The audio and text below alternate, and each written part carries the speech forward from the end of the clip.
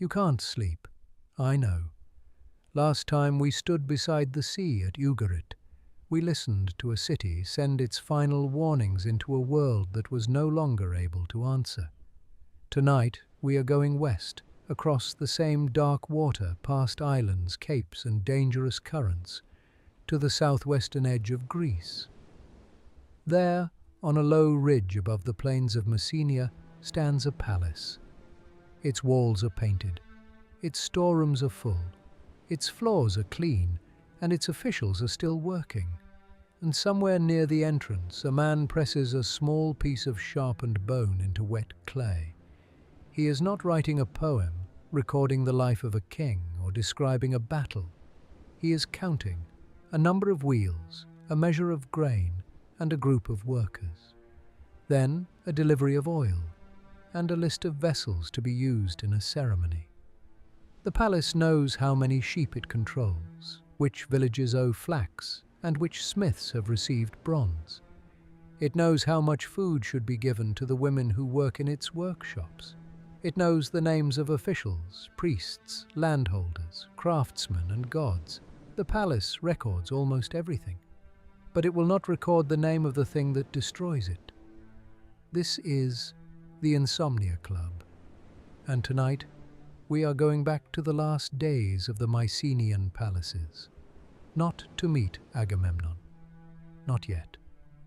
Not to stand beneath the walls of Troy, not yet. Tonight we begin with something quieter, a palace office and a soft tablet of clay. Beside it, a man who believes there will be another working day tomorrow. The place we now call the Palace of Nestor stood near Pylos, in the southwest of the Greek mainland. The name comes from Homer. In the Odyssey, Nestor is the old king of sandy Pylos and a survivor of the Trojan War. He speaks slowly, remembers everything, and gives advice whether anyone asks for it or not. But the palace on the hill was already a ruin, long before Homer's poems took the form we know. We do not know the name of the king who ruled there when it burned. We do not know whether he resembled Nestor. We do not know whether the stories later told about Pylos preserved a real royal memory. Perhaps they simply attached an old heroic name to an ancient place. So we should be careful. The palace, the fire, and the tablets are real. Nestor belongs to a later world of song. For now, let us leave the old king outside. Let us enter the palace as it may have appeared near the end of the Bronze Age. The first thing to understand is that this was not simply a large house. It was the center of a kingdom. Rooms opened into courtyards, and corridors led towards storerooms, workshops, archives, and ceremonial spaces. Painted walls showed griffins, animals, processions, and figures moving across bright plaster.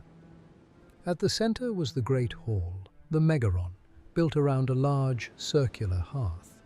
Above the fire, smoke rose toward an opening in the roof. Around it stood columns. At one end of the room was the place of the ruler, the wanax. The word survives on the tablets. It means something like king, lord, or supreme ruler. Below him were officials, local leaders, priests, military men, administrators, landholders, and workers. The palace was political, religious, and economic. It received and redistributed goods, organized labor, and held ceremonies. It stored oil and grain, managed land, and sent instructions into the countryside, expecting the countryside to answer. This was not a modern state. There were no ministries, no printed forms, and no permanent civil service in the way we might understand one. But there was administration, a surprising amount of it. The rulers of Pylos wanted to know what belonged to them. They wanted to know who owed what. They wanted to know what had arrived, what had been distributed, and what was still missing. And for that, they needed writing. The script they used is called Linear B. It is the earliest written form of Greek that we can read. But it does not look like the Greek alphabet. It is older and more awkward, a system of syllabic signs inherited and adapted from the writing traditions of Minoan Crete. Each sign usually represents a sound such as pa, ro, ko, or ti. There are also signs for goods: oil, grain, wine, animals, metal, and containers. The writing was useful but limited. It was made for administration, for lists, quantities, names, and the machinery of the palace. The Mycenaeans did not use these tablets to write their myths. There is no Mycenaean Iliad sitting in the archive, and no account of heroes crossing the sea. There is no royal diary, no history of the kingdom, and no frightened scribe writing that the end has come. The tablets do not tell stories, at least not intentionally. They tell us who received a ration and who held a piece of land. They tell us how many animals were counted, which gods were offered gifts, and which craftsmen received material. And because the records are so ordinary, they bring the palace closer. A heroic world can feel distant. A list of workers feels human. Someone had to prepare the clay and shape it in his hands. Someone had to write quickly before the surface became too dry, and someone had to check a number. Someone made mistakes, and someone corrected them. Someone carried completed tablets from one room to another. Someone placed them together in the archive. And someone probably expected to erase or discard many of them after the administrative year was finished. That is important. The tablets at Pylos were not made to last for 3,000 years. They were temporary. Most were simply dried, not fired in a kiln. A tablet might remain useful for weeks or months. Then the information could be transferred, summarized, replaced, or removed. The clay could perhaps be reused. The palace did not need permanent records of every ration and delivery. It needed the information for now, for this month, this season, this year. The archive was a working office, not a tomb for ancient literature, and that makes what happened next strangely cruel. The fire that destroyed the palace baked many of the tablets hard. The records survived because the administration did not. The handwriting was preserved because the hands that made it never returned to erase it. But we are moving too quickly. The palace has not burned yet. The hearth is still warm, the doors are still open, and people are still walking through the rooms. Let us stay with them for a while. Imagine arriving early in the morning. The light over Mycenae is pale. Below the ridge are fields, olive trees, grazing land, roads, settlements, and distant water. The kingdom of Pylos reaches far beyond the palace itself. Most people do not live inside the royal complex. They live in villages where they farm, herd animals, make cloth, work metal, cut timber and fish.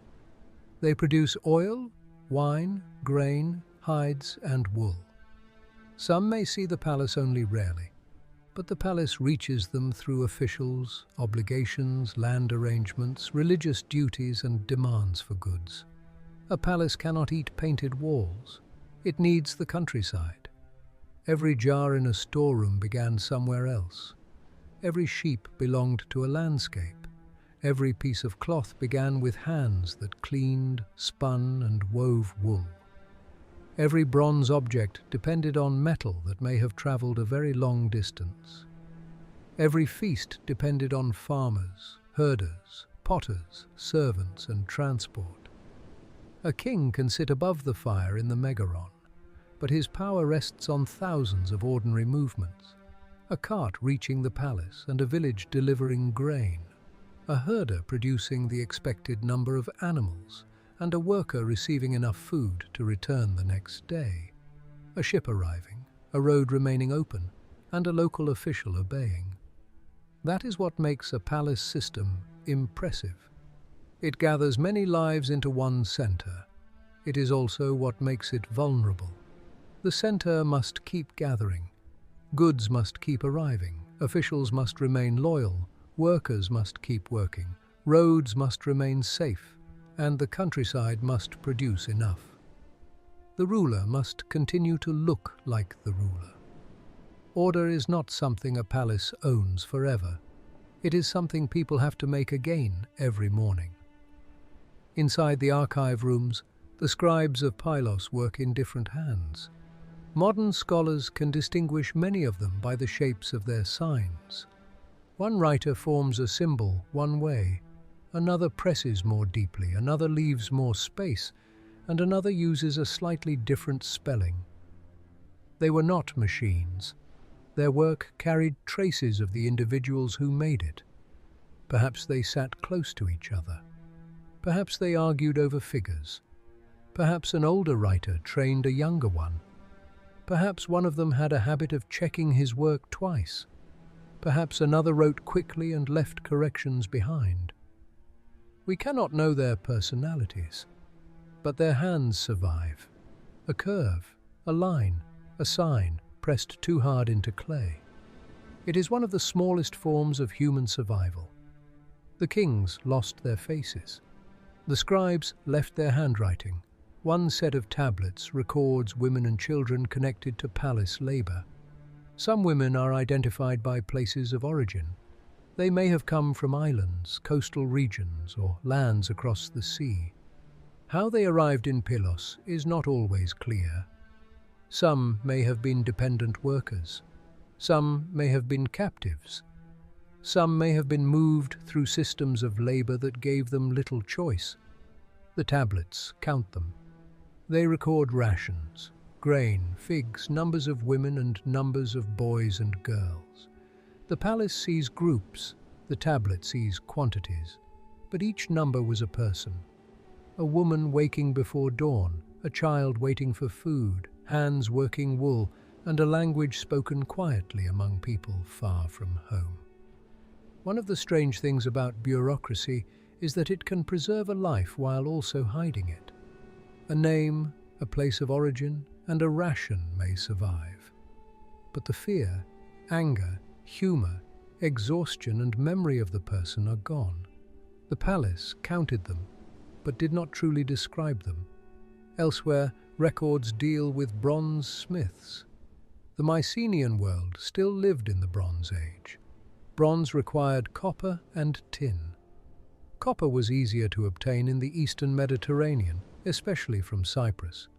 Tin was more difficult, and both metals depended on networks, trade, ships, merchants, ports, and political relationships. The same world we watched becoming unstable at Ugarit. At Pylos, the tablets show metal being allocated to smiths. Not every smith appears to have received the same amount. Some may have been exempt. Some may have been working under different arrangements. The details are complicated, but behind them is a simple fact. The palace was concerned with bronze. Bronze made tools and weapons, as well as fittings, vessels, armor, and objects of status. A palace that controls bronze controls part of the kingdom's strength. So an official records the metal. A scribe writes the names. A smith receives his share. Then he returns to the heat of his workshop. Perhaps he makes a blade, a tool, or something ceremonial. He does not know that thousands of years later, people will read the record of his allocation, but never see the object he made. Other tablets concern chariot wheels. A wheel is easy to overlook when we think of heroic warfare. Stories prefer the warrior. The shining helmet, the spear, the horse. But a chariot is a machine of wood, leather, skill, and maintenance. A damaged wheel can stop a hero more effectively than a curse. The palace kept records because equipment decays. Wood splits, leather dries, and axles wear. Horses need food and craftsmen need materials. The heroic world underneath its gold and bronze required repair. That may be one of the most useful ways to see Mycenaean power, not as an eternal age of warriors, but as an expensive system that always needed someone to fix the wheels. The palace also stored perfumed oil. Oil could be mixed with aromatic ingredients and prepared for ritual, trade, status, or daily use. The records name ingredients and people associated with production. We can imagine the smell inside those rooms. Olive oil, herbs, wood, clay, smoke, wool, animals, and human bodies. A Bronze Age palace would not have smelled like a museum. It was alive, busy, crowded, and sometimes unpleasant. Goods arrived, animals were brought in, food was prepared, and fires burned. Workers moved through narrow spaces. Officials called for information, and servants carried vessels. Dogs may have waited near scraps while flies found the storerooms, and through all of it, the scribes tried to turn movement into order. The tablet was their way of holding the kingdom still. This many animals, this much oil, this group of workers, this obligation, this offering, this amount missing. A list creates the feeling that the world can be known. That may be why people have always loved lists. Lists make large problems look smaller. They put fear into columns. But the world outside the tablet does not always remain still. By the final decades of the 13th century BCE, the Mycenaean palace world was under strain. We should not imagine one peaceful afternoon followed by a single invasion that destroyed everything before sunset. The ending was longer and uneven. Some centers were damaged before others. Some areas were fortified or reorganized. Some buildings outside major citadels were destroyed and abandoned. Trade patterns were changing. The Eastern Mediterranean was becoming more dangerous. The Hittite Empire was failing. Ugarit was approaching its end. Egypt was preparing to fight. Cities were burning and people were moving. And in mainland Greece, the rulers of the palace centers must have known that something was wrong. How much they understood is another question. A king at Pylos could not see the whole Mediterranean. He received reports. Goods failed to arrive, and prices or supplies may have changed. Local officials brought problems, sailors carried rumors, and merchants arrived with news that was already weeks old. A palace sees the world through information, and information is always late. Maybe a ship from the east did not come. Maybe another arrived carrying frightened passengers. Maybe bronze became harder to obtain. Maybe local rivalries became more dangerous. Maybe people who had obeyed the palace began to hesitate. Maybe the problem was external. Maybe it was internal. Most likely many pressures met each other. We do not know exactly who destroyed Pylos. That uncertainty has to remain. It would be easy to send a great enemy fleet toward the coast. It would be dramatic. We could place lookouts on the hills, hear horns, and watch warriors running toward the sea. But history has not given us that scene clearly enough. Some Linear B tablets from Pylos have often been interpreted as records of a coastal defense system. The tablets may describe groups of men positioned in different areas, with watchers or guards prepared against danger from the sea. It is an attractive interpretation, especially because the palace was destroyed soon afterward. It creates a final chapter that almost writes itself. The enemy is coming. The palace knows. Men are sent to the coast. The defenses fail, and the palace burns. But the tablets are difficult. Other scholars have argued that these records may concern agricultural workers rather than a coast guard. The signs do not rise from the clay and explain themselves, so we should not build the entire night on a certainty we do not possess. Perhaps men guarded the coast, perhaps they worked fields, or perhaps the same kingdom needed both. What matters is not that we can identify the final enemy. What matters is that the palace system disappeared. That is the fact left behind. A complex administration had counted the kingdom carefully. Then, within a short historical period, the counting stopped. Near the end, the palace appears to have been preparing for major religious activity. A series of tablets lists vessels, furniture, fire implements, and equipment connected with slaughter. Some scholars interpret these objects as belonging to a large cattle sacrifice. Perhaps an important political or religious ceremony was planned. Perhaps it had already begun. We cannot stand in the courtyard and watch it, but imagine the preparation. Tables were brought out, vessels were checked, animals were selected, officials moved between rooms, and priests or ritual specialists made arrangements. The palace may have been trying to speak to the gods or to the people. In the Bronze Age, those purposes were not always separate. A great ceremony displayed order. The ruler stood near the center, the gods received their share and the community ate. The palace showed that it could gather animals, objects, people and belief into one place. A sacrifice was religious, but it was also political. The smell of burning fat rose into the air. The king appeared generous, the gods appeared honored, and the system appeared whole. And perhaps, somewhere nearby, a scribe recorded the equipment.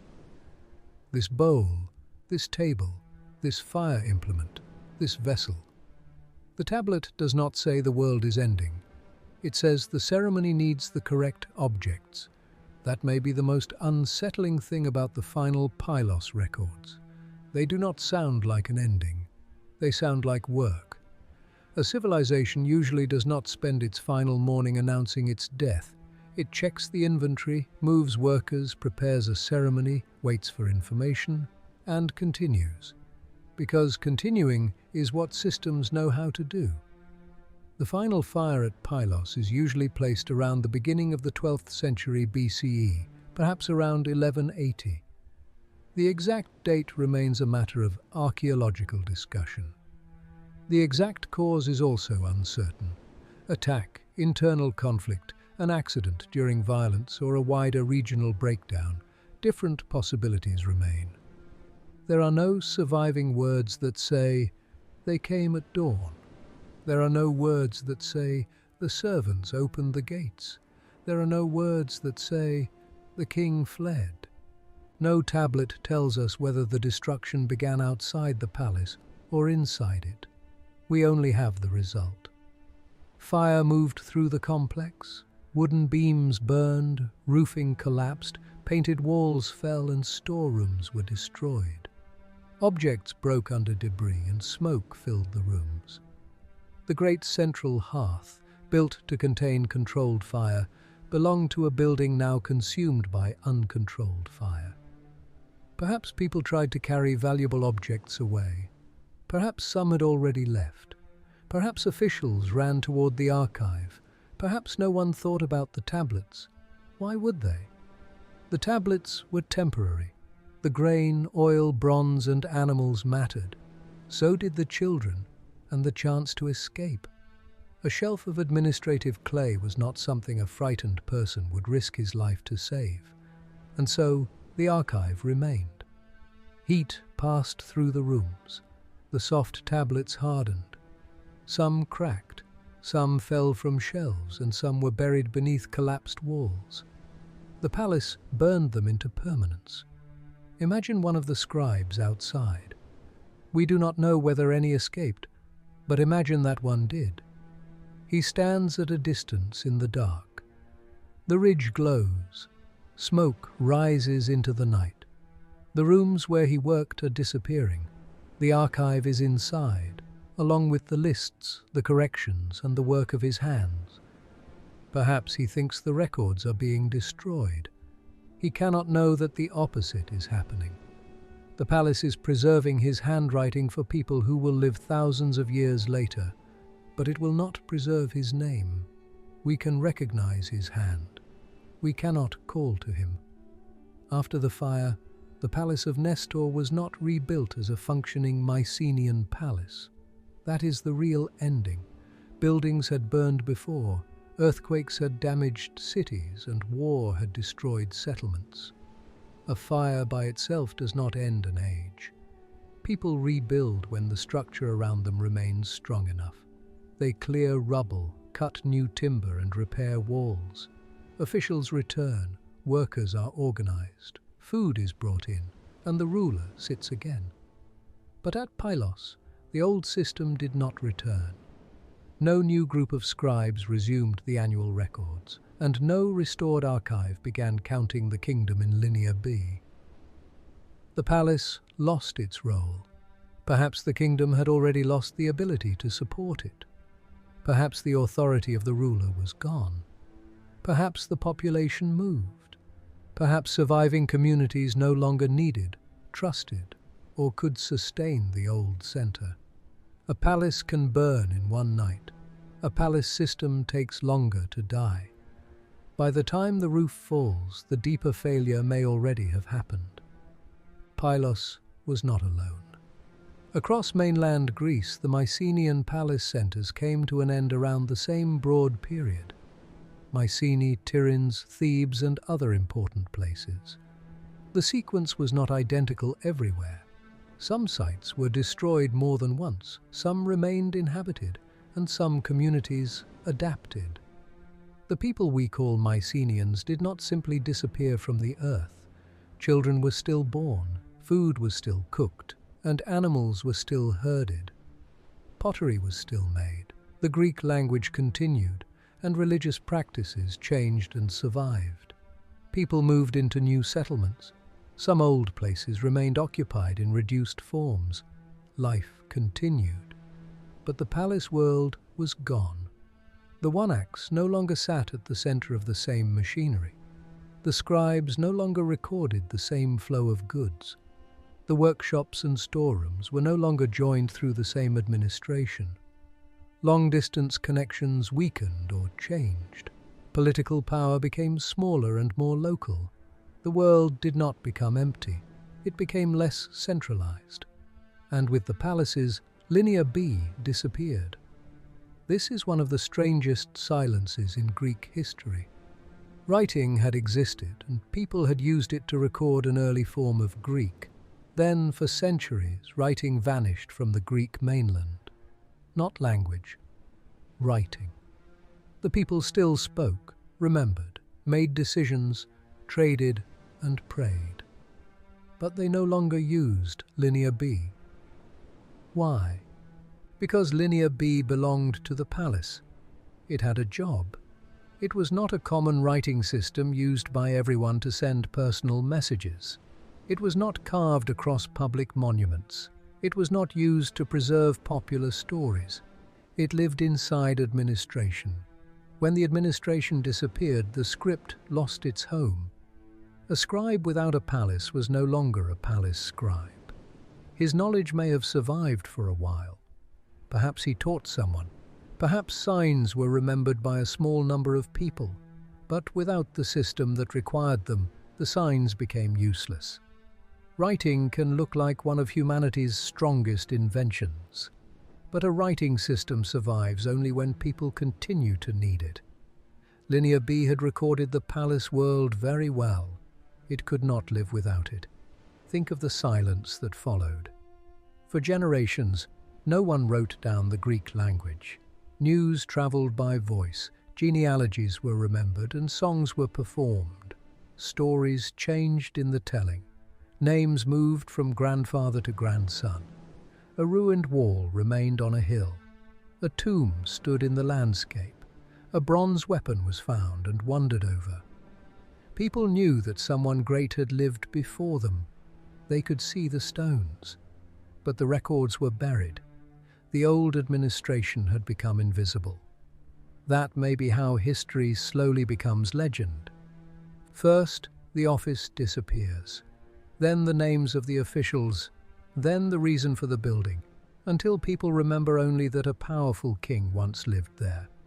The king becomes richer, the walls become larger, the war becomes longer, and the dead become heroes. Centuries after the palaces fell, Greek communities adopted a new writing system derived from the Phoenician alphabet. This was not Linear B returning. It was something different. It was more flexible, an alphabet that could represent Greek in a new way. By then, the world of Pylos had been gone for a very long time. And somewhere within the oral traditions of Greece were stories of an age before the silence, a time of great kings. Agamemnon of Mycenae, Nestor of Pylos, Menelaus of Sparta, Odysseus of Ithaca, Achilles, Hector, and Troy. Ships gathering for war, bronze flashing in the sun, palaces filled with wealth, families cursed by old crimes, warriors trying to return home. We should not read Homer as a direct report from the Bronze Age. The poems took shape through a long oral tradition and belong to a later Greek world. They contain objects, customs, institutions, and ideas from different periods. Memory is not an archive. It does not preserve everything equally. It combines, changes, forgets, and makes old things understandable to new audiences.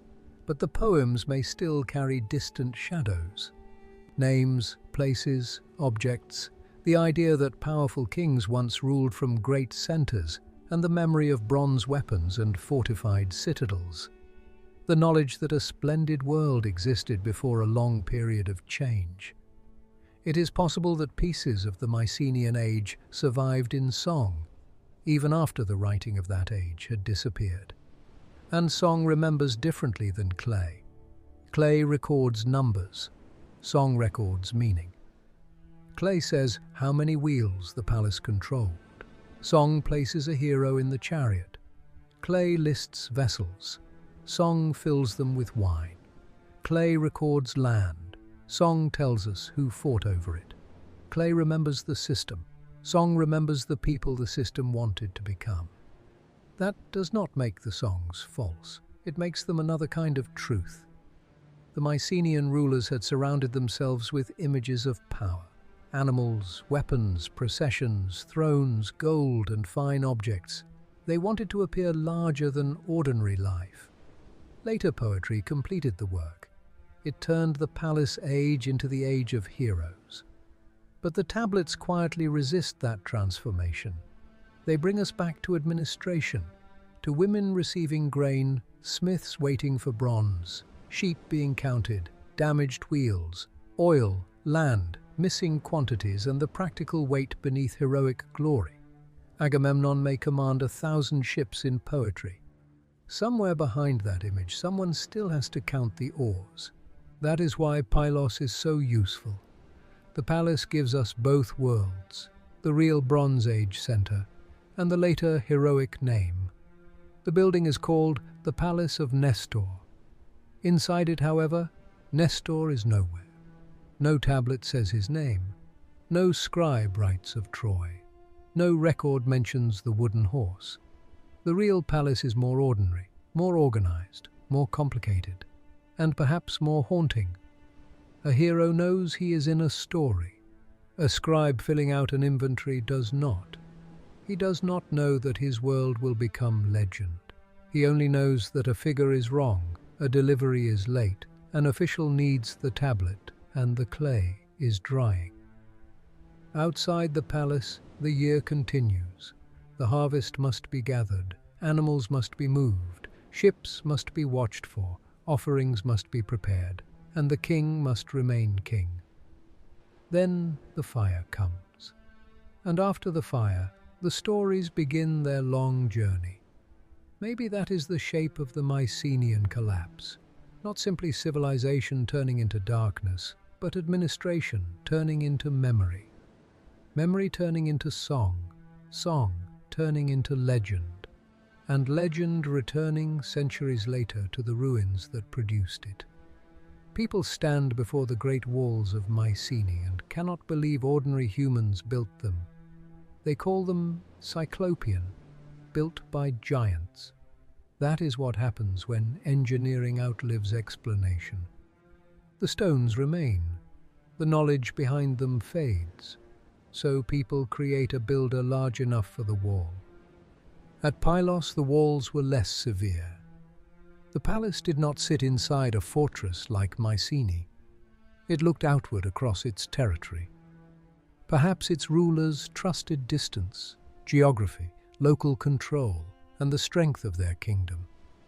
Perhaps they believed danger would be seen before it arrived. Perhaps they believed the palace system itself was protection. The officials, the roads, and the settlements. The men who could be called, the goods that could be collected, the gods who could be honored, and the authority of the Wanax. But systems can fail before walls do. And authority is difficult to measure on a tablet. A scribe can record 100 men. He cannot record whether those men still believe. He can record grain owed. He cannot force the harvest to succeed. He can record bronze allocations. He cannot make the ships bring more tin. He can list religious equipment. He cannot guarantee that the gods will answer. He can record the kingdom as it should be. The real kingdom may already be changing underneath the numbers. That is one reason collapse can be difficult to see while it is happening. The forms still exist. The office is still open. The ruler still speaks. The ceremony still begins. And the tablet still receives another line. From inside the system, continuation looks like survival. Only later do the ordinary records become final records. Only later does the last delivery become the last delivery. Only later does someone realize that the palace will not open again. We often search for the last moment. The final king, the final battle, the final door closing. History rarely gives us one. Perhaps the last scribe left before the fire. Perhaps he was still working when someone shouted from the corridor. Perhaps the palace had been partly emptied. Perhaps the attack was sudden. Perhaps the destruction came during a period of confusion that had already lasted months. We do not know. There is honesty in leaving that darkness empty. We do not need to place an invented enemy inside it. The ruins are enough. A palace that had managed a kingdom was gone. Its records ended within the same short administrative period. Its script vanished. Its political form was not rebuilt. Across the Aegean, the great palace age came to an end. And yet, the ending was not complete. Nothing human ends completely. The people of the later Greek world inherited language from the people who had lived before. Some divine names found in Linear B also appear in later Greek religion.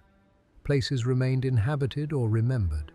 Skills continued, though often in changed forms. Potters still shaped clay. Farmers still worked the soil. Sailors still crossed dangerous water. Children still listened to old stories. Perhaps a grandmother remembered that her grandmother had once lived near a great hall. Perhaps a family claimed descent from a man who served a vanished king. Perhaps an old bronze object was kept long after anyone knew who made it. History survives in fragments long before archaeologists arrive. A word, a ritual, a road, a fear, a family name, a story that no longer knows where it began. Centuries pass and the palace disappears under earth and vegetation. Walls collapse further, while rain enters rooms that no longer have roofs. Animals cross the site, and people farm nearby. The painted plaster fades while the tablets remain below. The scribes and the wanaks are forgotten.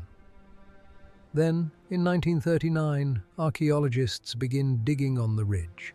Almost immediately, they find hundreds of tablets with signs pressed into clay. At first, no one can read the script. The palace has returned, but it is still silent. The excavations stop as Europe enters another war. The tablets wait. Years later, work continues. In 1952, Linear B is deciphered. The man who helped unlock it was Michael Ventris.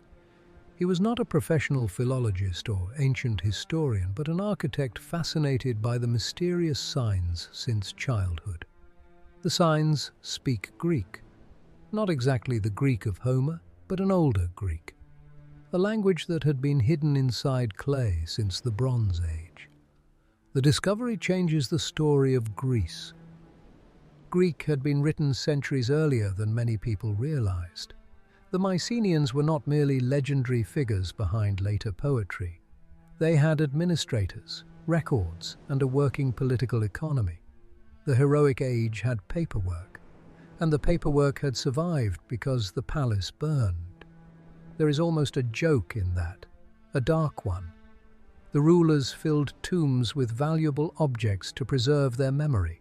gold masks, weapons, jewelry, fine vessels, and monuments. But the most intimate surviving traces of the final kingdom are pieces of office clay that no one intended to keep. Power tries to choose how it will be remembered. History often chooses something else. The king's speeches are gone, but the ration lists remain. The songs of the court are gone, but the wheel records remain. The names of great warriors are uncertain, while the hand of a hurried scribe can still be recognized. Perhaps that is fair. A palace was never only its ruler. It was everyone required to keep it alive.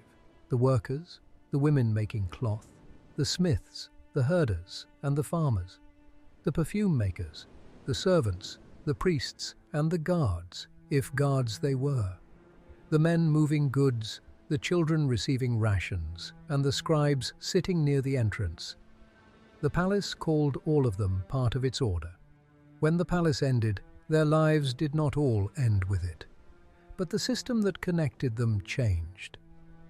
That is what the Mycenaean collapse took away. Not the Greek people, not every settlement, and not every tradition. It took away a particular way of organizing the world. A king at the center, with goods moving toward the palace and records holding that movement together. Ceremonies displayed authority, while scribes turned people and objects into signs. Afterward, power became more fragmented. The map became more local. Some regions lost population.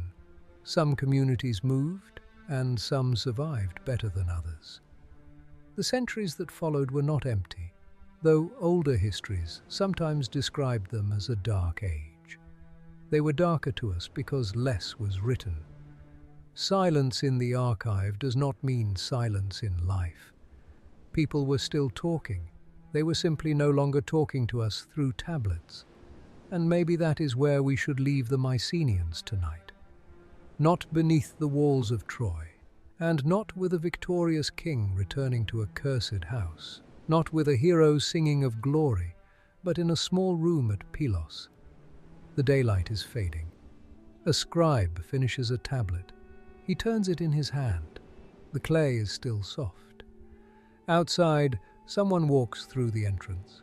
A cart arrives. An animal makes noise in the courtyard, and from another room comes the smell of oil. Perhaps a ceremony is being prepared. Perhaps men are being sent toward the coast, or perhaps they are only workers being assigned to fields. The evidence will not tell us everything. The scribe places the tablet with the others. He has completed the record. For him, it is temporary. For us, it is the last year of a kingdom. Soon fire will move through the rooms. The roof will fall, the archive will be buried, and Linear B will disappear from Greece.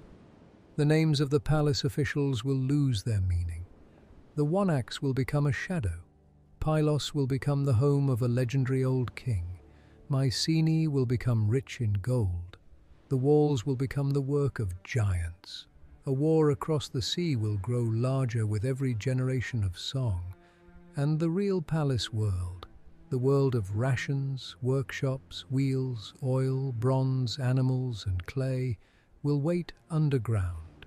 It will wait through the age of iron, through the rise of the Greek cities, and the wars of Athens and Sparta, through Alexander and Rome, then through empires, religions, languages, and borders the scribes could never have imagined. The tablet will remain. A small piece of clay, hardened by the fire that ended everything around it. And when it is finally lifted into the light again, the first thing it tells us is not how the palace died. It tells us that the palace was still working. Maybe that is the quiet truth of Pylos. The end did not arrive as a story. It arrived in the middle of the records. There was no final page, no conclusion, no line beneath the account saying, "The age of heroes ends here." There was only another quantity, another name, another task. Then fire, then silence, then song. So if you are still awake, that is all right. The old palace is quiet now. The hearth has been cold for more than 3,000 years. The wheels have stopped, the oil jars are broken, and the king's seat is empty. But in the archive, the hands of the scribes are still there. A curve in clay, a corrected number, a word written quickly before the surface dried. Small signs from people who did not know they were living at the end of their world. They thought tomorrow would come in the usual way. The doors would open, the goods would arrive, the numbers would be checked, and the palace would continue. Tomorrow came, just differently, and for a little while longer. You do not have to sit with the dark alone. Welcome to the Insomnia Club.